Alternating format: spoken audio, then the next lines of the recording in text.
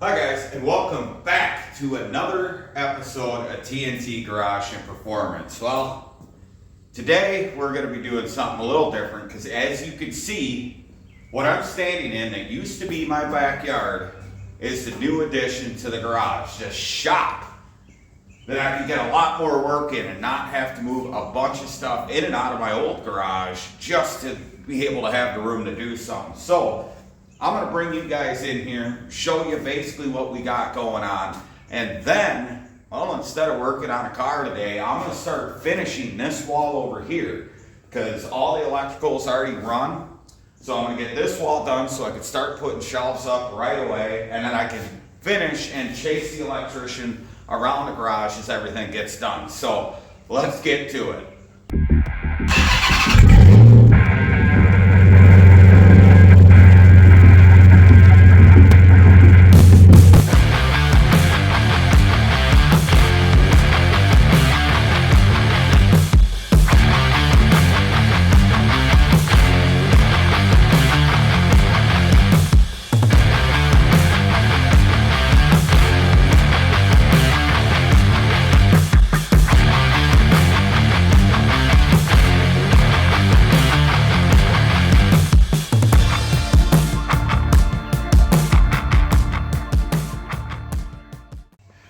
Well, we put old brute farce to work, doing exactly what I built it for, is to be a truck. So we got ourselves some 1/2-inch light drywall, sheetrock, some may call it, doesn't matter. And the reason why I went with 1/2 inch is because, well, there's no code for a garage on how thick your drywall needs to be, and I just really need a wall covering. So 1/2 inch will do the job fine. I don't plan on throwing anything at the wall. We also got plenty of insulation to finish the one wall, so let's bring you in and see the disaster my actual garage is in order to have the room to get through here to work on stuff. But this is the new shop. We got a man door over there. This is where our electrical is going to be. We're going to have 100 amps of service coming out here. Light switches. We've got one temporarily wired in, but we're going to have light boxes in the ceiling, and we're going to be running those LED pedal lights, which are pretty awesome. And as far as the way I wanted this set up for electrical, I wanted 3 boxes on every wall. So my 4-plex here will be like battery charging station. Have both my toolboxes here, a bench, the bandsaw. God, I can't believe I just about forgot the name of that. And all my tools are going to go in this area, probably up to about here, so I have some room here. But 3 outlets on the wall. Same thing goes on this wall. This is going to be my dedicated welder outlet that'll be set up for 220. Another outlet, and right around this area is where we're going to run more electrical because we're going to put a heat pump in here, mini split. So I'll have heat and AC in here. Of course, another outlet, one there, and then over here where my light switches are going to be, we're going to have another outlet there, and that's going to be where my air compressor sits. So good place for it, out of the way. It's not going to take up any real usable floor space. So there we go. Let's run outside. And we also extended the patio because it used to go just here basically. So that's going to be a little nicer. We have the area for an outside outlet and area for an outdoor light fixture. And I actually ordered new light fixtures. We're going to replace that one with a matching one there. And then the 2 on the front of the garage are going to get replaced. And the only problem with this kind of construction is the yard is an absolute mess. So it'll be probably next year before this starts looking nice again. But it's pretty nice outside. We got 10-foot walls inside, and the peak where the nailers would be is going to be 12 foot from floor to peak. So I can easily run a 4-post hoist in here. Once I decide to spend the $5,000, I'd like to get a wildfire and put it in there. So that'll be nice. This whole area here will get finished and be rocked along the edge, so I have parking area for a pickup along with 1 or 2 of my trailers, or 3. But that's the general layout of the new shop. So first things first, let's get inside and start working on this so we can start putting insulation in, and then after that'll come the drywall. So let's continue on. All right, the first thing I'm going to do before I get real crazy on putting the insulation in is something I learned from a past life, which over the years, of course, I worked on cars, I've been a trucker, I still am a trucker, and I also did do insulation in some very nice houses up on the peninsula north of Green Bay and Door County. So I have the experience in that, and it's been, that's a lot of math. It's been, well, just shy of 20 years since I've done insulation, but most of the information's still there. And the reason why I'm not going to throw insulation yet, and I'm holding caulk in a caulk gun, is I'm going to treat this like the inside of a house, because this is going to be climate controlled. So anytime you have a joint in the corner of your building, we always would caulk that joint. So if I move the ladder out of the way so I can get in here better, where these 2x4s meet, this can be an area for air to leak, because the drywall is going to cover here to here, the insulation will be inside here. But where these two meet, there will be no insulation, it'll just be the sheetrock over it. So I want to caulk this joint floor to ceiling to prevent any air from seeping through there and getting to the back side of the drywall. So we're going to start with that. I got to caulk that corner over there as well. So just some simple like outdoor window trim caulk works. Just your basic white caulk. You don't need like anything too extravagant. So let's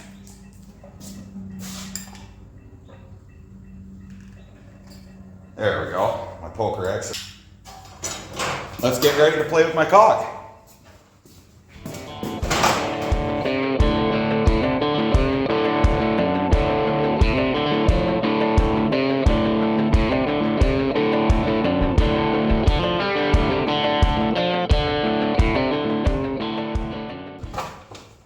Well, now after wiping the caulk, I'm just going to take this excess stuff and put it up here in the joints where everything meets. Just seal it up nice and tight, because no sense of just throwing this away. May as well use it.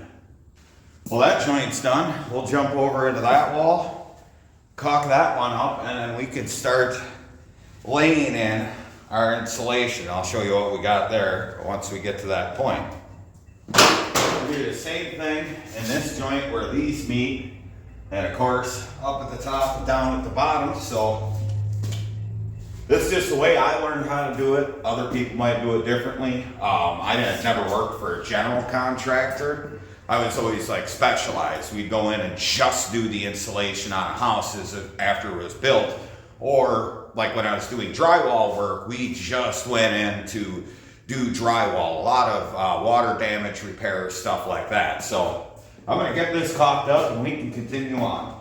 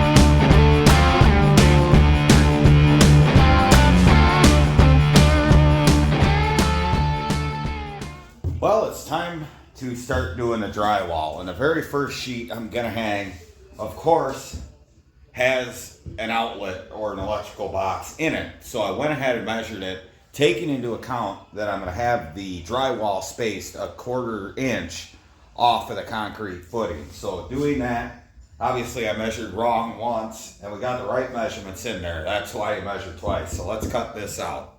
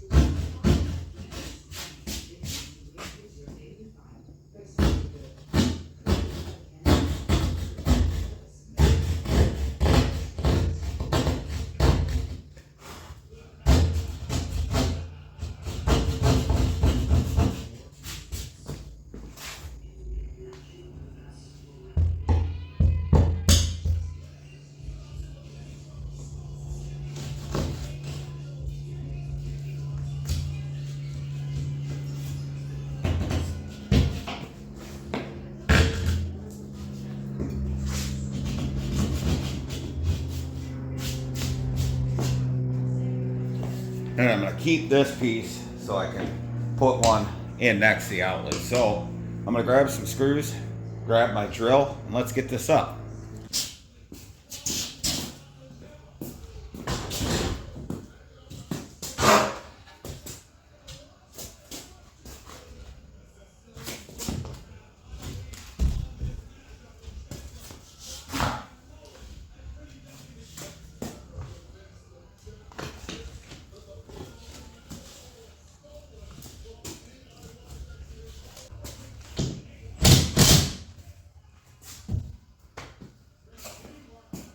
Well, there's one sheet, only a lot more to go. So I'm also gonna measure because I know my studs are 16 on center. So from here, 16 inch, 16 inch, then I'll know where to put my screws. So let's finish getting this one zipped in.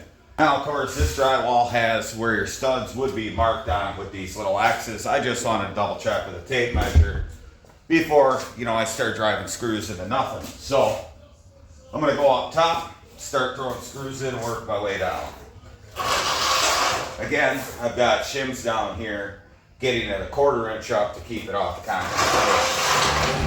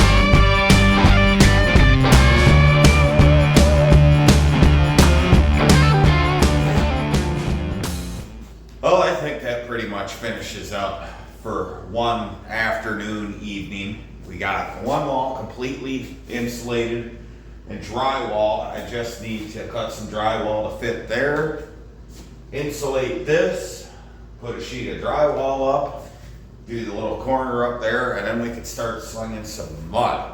So That sounds like it's tomorrow's problem because it's pretty late. I'm hungry, so I'm gonna eat some fried chicken, drink some milk.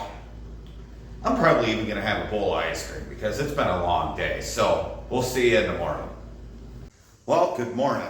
It's the next day, and now we have more of a complicated task to do other than just putting up full sheets of drywall. Is we have this area here, which I need to put a strip in here, a sheet in here, strip in here, and a sheet in here. And now you're probably wondering why I just didn't slide this sheet of drywall over into the corner, and that's because my stud centers wouldn't have lined up. I would have had joints hanging out in space. I don't want that. So I figured it's just easier to put a strip in here. There's an area to nail it, screw it on both sides. So I got one sheet of drywall on my sawhorses right now. I've got 2 sheets left otherwise. So we're gonna take that sheet, flip it over, and we're gonna start scoring it so we can make our little piece there. So I'm gonna measure that, and we're gonna transfer it over to the other sheet of sheetrock. Oh, we got our sheet flipped over, ready to go. I got the measurement of that gap from the furthermost sheet of sheetrock to the corner. We got 3 5/8. So we'll mark that on here all the way down the board, and then we'll go ahead and score it. Got several marks made down the sheetrock with my contractor's pencil. You can get these anywhere. They work good for stuff like this instead of a Sharpie like on metal or stuff like that. It's nice to have tools of the trade.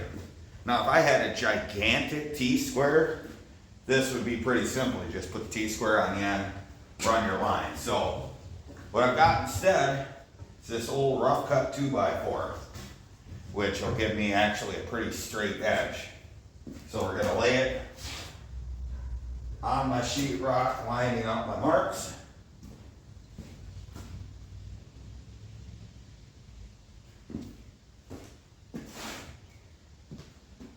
And we will just run our mark alongside.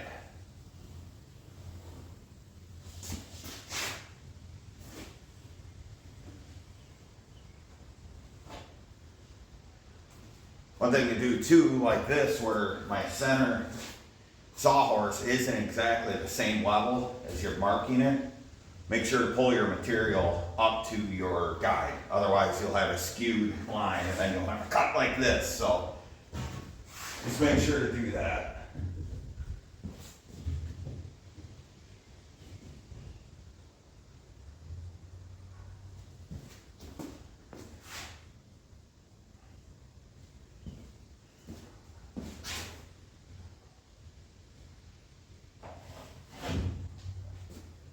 There we go. Now we can scribe it and break it. So just my trusty Milwaukee utility knife that I use for everything, and we'll just scribe it with the knife, and then we'll be able to break it off. There we go. This is a fun part, especially when you're doing a strip this thin. It's carefully breaking it and cutting it so it doesn't twist or try to break it in half. So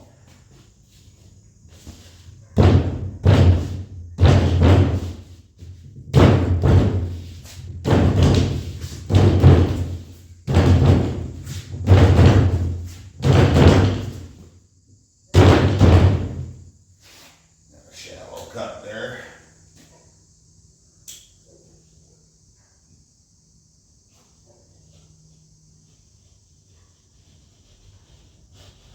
There we go.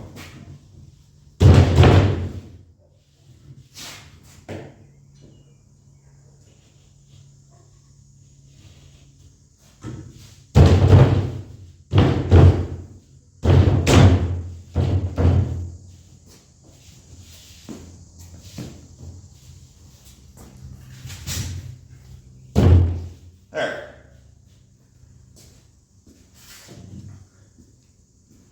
Now I'm going to want to get something over here to support one end while I do this, because this is a pretty long piece, and if I just start cutting and try to hold it, there's a chance it could break.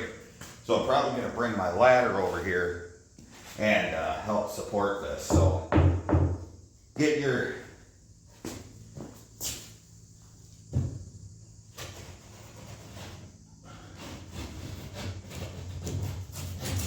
there we go.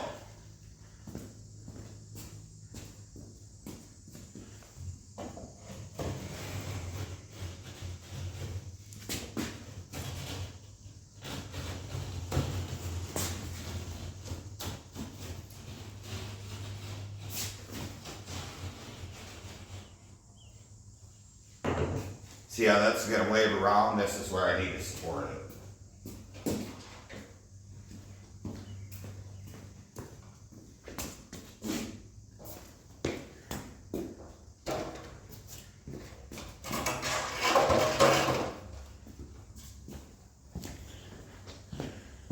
When I've got that, it'll just go down the ladder. It shouldn't twist and break.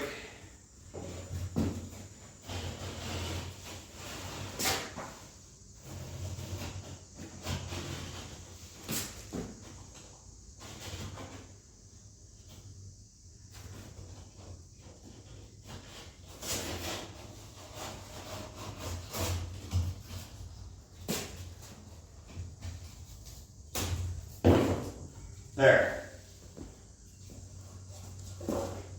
And we have one piece to go ahead and jam in that corner. I test fit it over there, and it's actually just a little too wide, which is a good thing to have. So I can come in here either with my utility knife or with a drywall saw.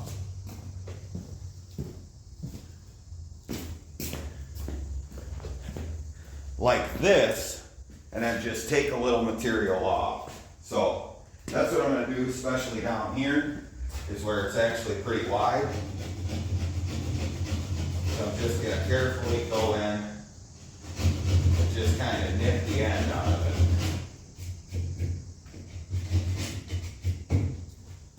I'm going to pull this out, set it aside, and put my 1/4 inch shims underneath.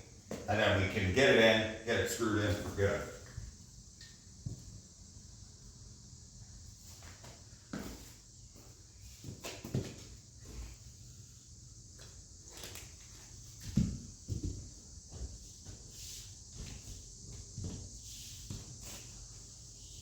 Should be fine up top. Might have a little massaging to do down here, but I'll just lightly tap it in and see where that gets us.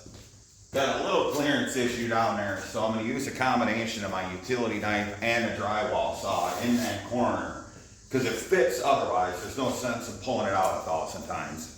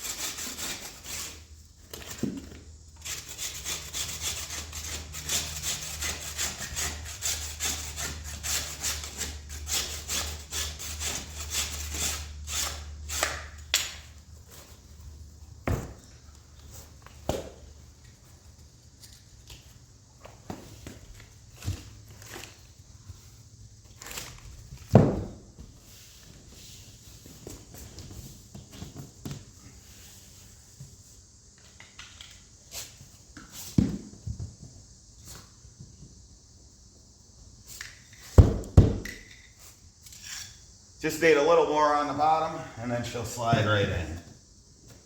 That should do it. So I'll get up there, we'll start screwing it in, push the bottom in the rest of the way, we should be good. Well, the next task is this wall facing this way actually meets the outside of the garage. So we're gonna want some extra protection and insulation from the elements.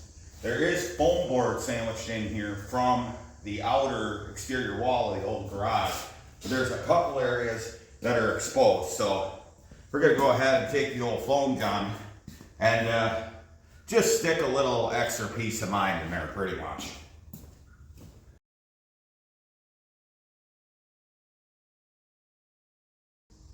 Well, there we go. There's a couple areas that I could actually see, not daylight, but reflected light through the siding of the outer garage. And that's not good, because siding doesn't stop anything. So we got that all taken care of. We're gonna let that set and trim the excess before we go ahead and score and break another piece to put in here. And I'm thinking the way I'm gonna do it, because I want my shorter like insert sheets to be as wide as I possibly can. I'm gonna start with this one using a clean edge of a board and scribe it, break it, and get it in here, and then put this one in. So that's just kind of my thought process on it. Gives me a lot cleaner edge when it comes to mudding and everything. So let's let this set up and we'll get back to it.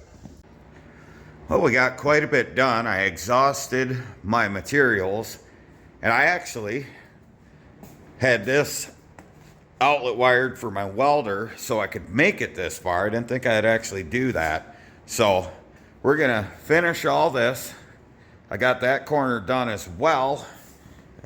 Kind of steps in there. We got that done. And now it's the fun part of mudding and taping and mudding and sanding. So let's get to that. Well, we got some knives, got a bucket to throw some mud in. I got my tape. I like using mesh tape because it's a lot quicker than using a solid tape. So, oh God.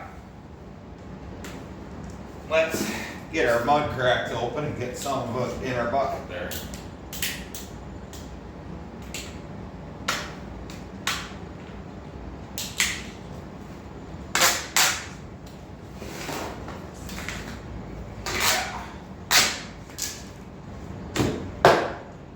There we go.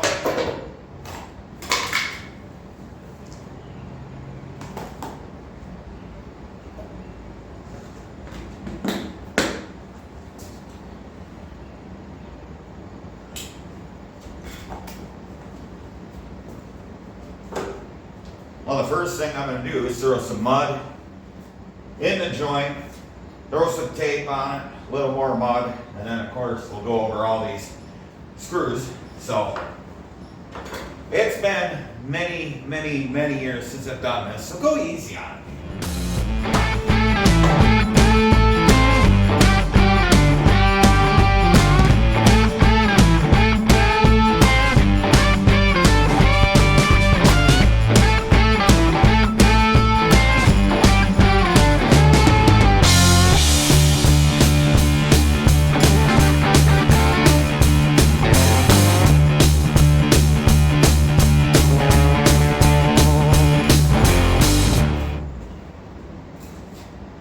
Well, I don't think that looks too bad for my first time having my hand at mudding in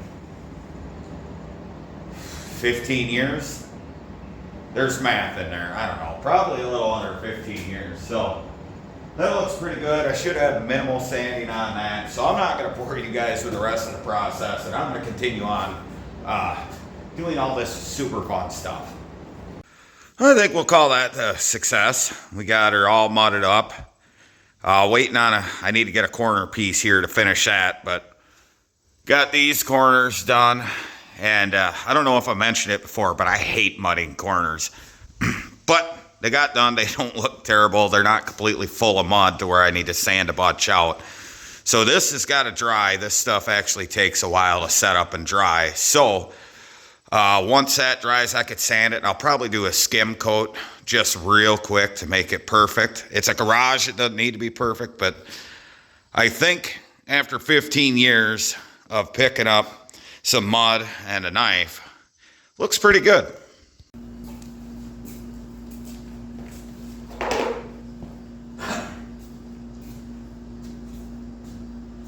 Well, all right, it's a few days later, week probably, and I did get my initial mud sanded down, and I went ahead and put a skim coat on it. Now, depending on how good you are at mudding, you can do this all at once, but I prefer to actually go over it twice.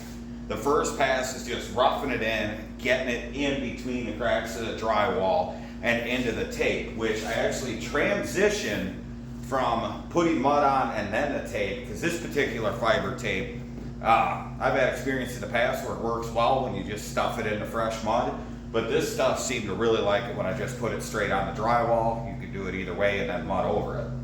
Anyway, got that sanded, and I went ahead and put a skim coat on it with this 16-inch blade here, this knife.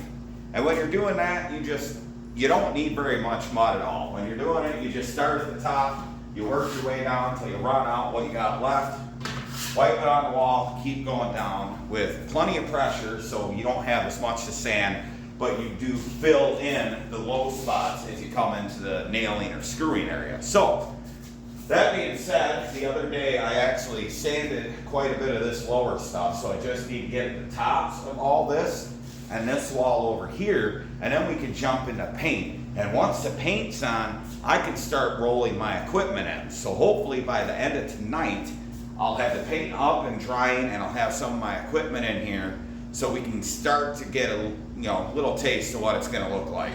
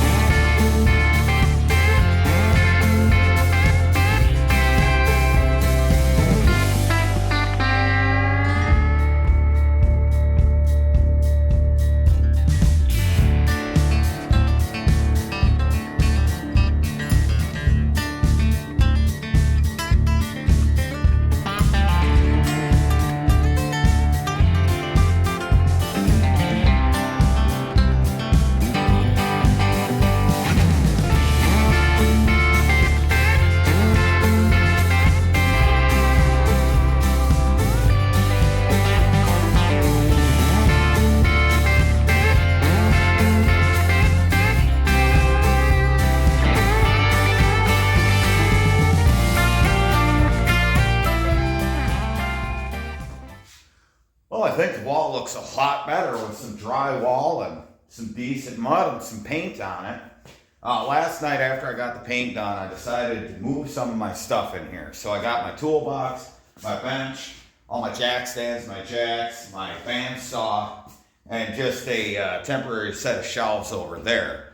The gap you're seeing between the shelves and that toolbox is actually room for another toolbox that I have, because I've run out of room and been out of room in that toolbox for quite some time, so stuff gets kind of scattered about. But what I want to do next, and this will probably be if not the last, close to the last project in today's video, is I want to put a shelf up for more storage. That way anything of mine that's like in a case, bigger parts that aren't that heavy, can go up on the shelf. And I have extra building materials, lots of 2x4s, and a big sheet of OSB that I can make the shelf with without spending a bunch of money, so that's kind of nice. I just need to figure out where I want to put it, whether I want it to span over a toolbox and my workbench, or if I want it to span over both toolboxes.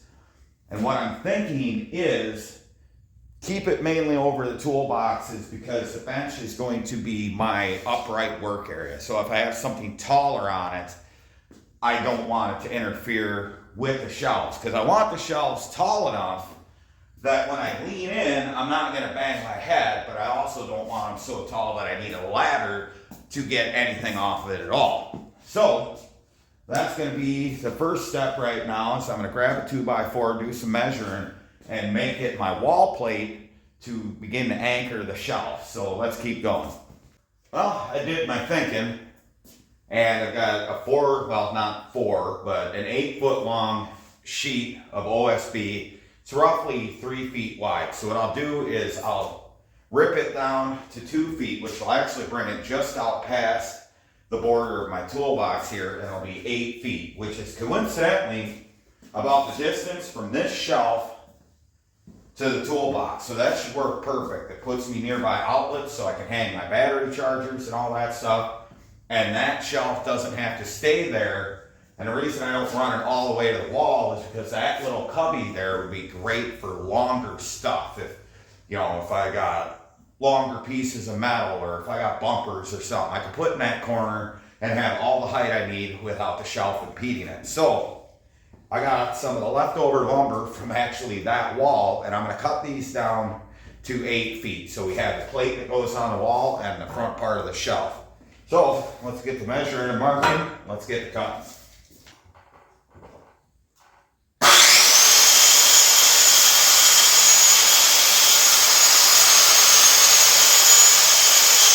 Well, I've got my boards cut down. So now I want to determine the overall height. I'm about 5'10" to 6 foot, depending on how worn down the heels on my boots are. So I'm thinking if I go 6 feet, maybe a little over, that way if anyone else works in my garage, they're not banging their head on this either. So say we go 6'3", I could still reach stuff at the end of the shelf, and anything behind it would be stuff I don't use very often, and that's why I have a ladder. So from the floor,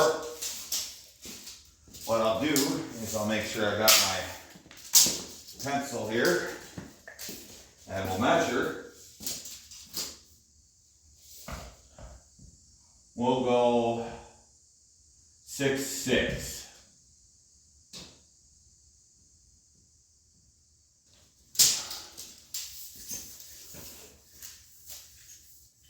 And then adding in the 3.5 inches of the 2x4, that'll put me, if I bring it down, it'll be 6'2½", or if I put it above the mark, it'll be 6'6". Now, we'll probably put it below the mark. I'll go 1/2 inch higher, so it's an even 6'3" at the bottom of the shelf. So we'll do that, we'll mark it, we'll get this put up there, get one screw in there, grab the level, bring it over, and get another one in. First, I gotta locate my studs, which is pretty easy because it's where my outlets are. So this stud is right here. It's 1 3/4 inches thick. So from the middle of that, which is 7/8 of an inch, no, whatever it is, it's math. The middle of the 2x4 is what I'm saying.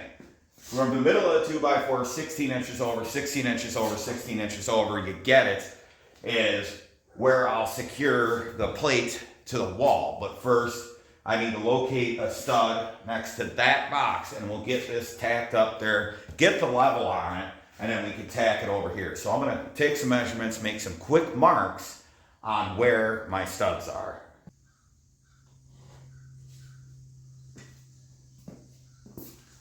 Now, how I'm using a level to locate my studs is I've got the center point of the stud, and I'm just putting the level on where I mark the stud in the center and just making it level, and that'll give me straight up the stud. So that's the way to do it without a stud finder. If you could locate like a outlet box, because it's more than likely to be attached to a stud if your house or building is anywhere near code.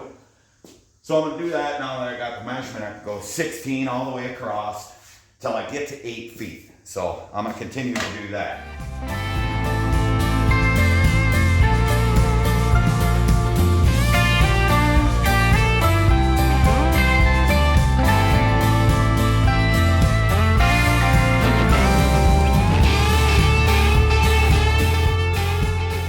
Well, now you're probably wondering, how am I going to build a shelf efficiently off of that plate? Well, that's a simple solution. That's just secured up there where it needs to be in level. So what I did was I cut out 2 chunks of 18-inch 2x4, and it's going to go under either end of this. And this is going to be the basis of the angled support for the shelf. So once I get these attached into place, tight to the bottom of that plate, I could take the plate off, build the shelf, and I'll have something to set it on to make this a lot easier instead of trying to build the whole shelf, get it up there myself. So I'm gonna throw a couple screws in here, one on top, one on the bottom, just to get it held into place, and we'll add more later. But that's how we're gonna do this.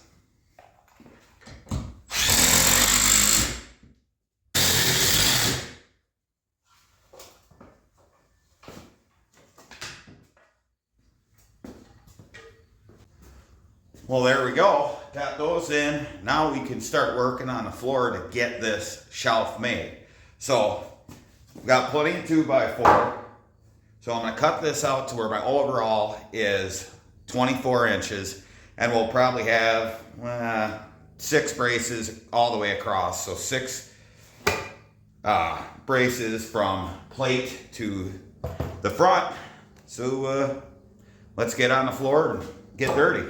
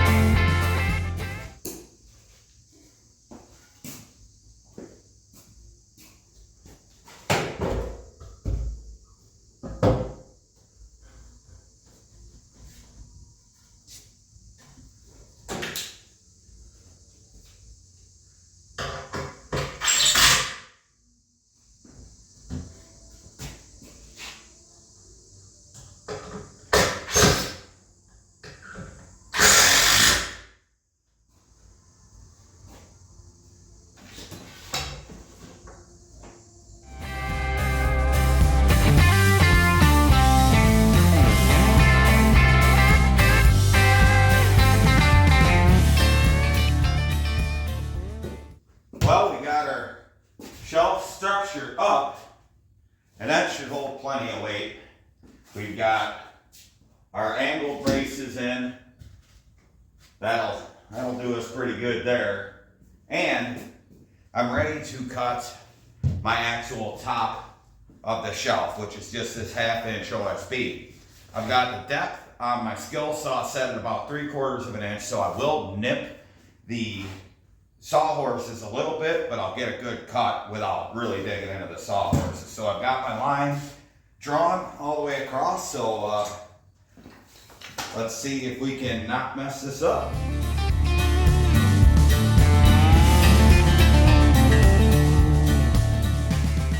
Well, there we go. All I got to do is attach that to the shelf itself, and I'll just use 1.5 inch drywall screws just across it to get it secured down, and I think we're good to go. Then I can hang lights under here and still have plenty of light at my toolboxes. So let's get that attached down quick. Well, I think we got her pretty well done on this wall. I'm gonna pick up my other toolbox next time I go to work and come home, because then I'll have the pickup down there instead of driving it for no reason and burning that much fuel. But got our shelves with all the stuff that I don't use that often. I got my wheels for the gasser, my Phytech kit, my carburetor stuff, drain pans, you know, fuel cans, chop saw, stuff like that up there that I don't use a lot. And then the nice thing about getting my other toolbox here is like all my Milwaukee stuff and a lot of stuff that doesn't fit in there can go in the new box. And need to get a jack stand wall rack, but that'll clear up that floor space.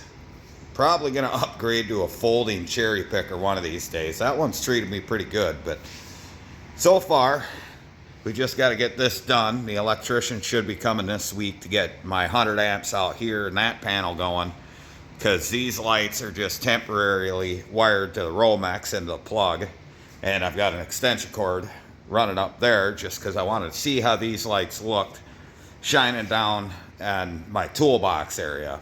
So I think that looks pretty good, considering, you know, this is what I worked in before. And now we have all that. So that'll be pretty nice.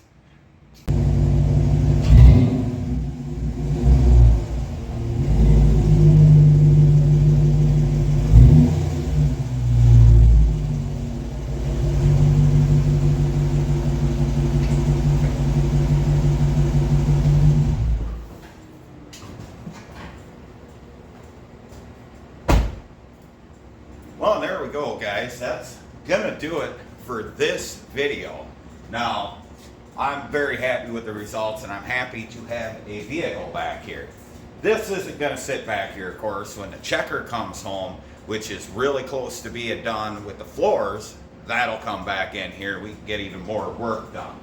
So, I mean, thank God for being a jack of all trades to where I can at least do this pretty efficiently and get it done, and it looks pretty nice. As far as I can see, I can't even see the seams, which is more to be said than what's going on in the wall in the garage up against the house. But, you know, some people do things differently. But I hope you enjoyed this video. I might do another one just finishing this up and then putting like all the stuff on the walls, you know, all the hot rod, gitchy goo, whatever you have it, and then insulating the ceiling along with that. Of course, I gotta wait for the electrician to get everything done over here on the breaker panel before I really get crazy with the drywall. So that'll probably be next month. And of course, this will probably be its own little playlist, and you can find many other playlists on my channel, including Brute Farce, the Ultimate Average Muscle Car. We got, you know, the Checker Gasser, of course. We have the TKZ project. We've got a camp. We've got all kinds of stuff. Just there's a playlist up here somewhere. Go ahead and click on that. And of course, you can find me in all my projects right here on YouTube, and you can find me on Facebook at T.N.T Garage and Performance, and on Instagram at T.N.T Garage and Performance. So go ahead, like, share, subscribe, do all of that. Comment down below. I'd really appreciate it. And well, until next time, remember, if it ain't broke, fix it till it is. We'll see you soon.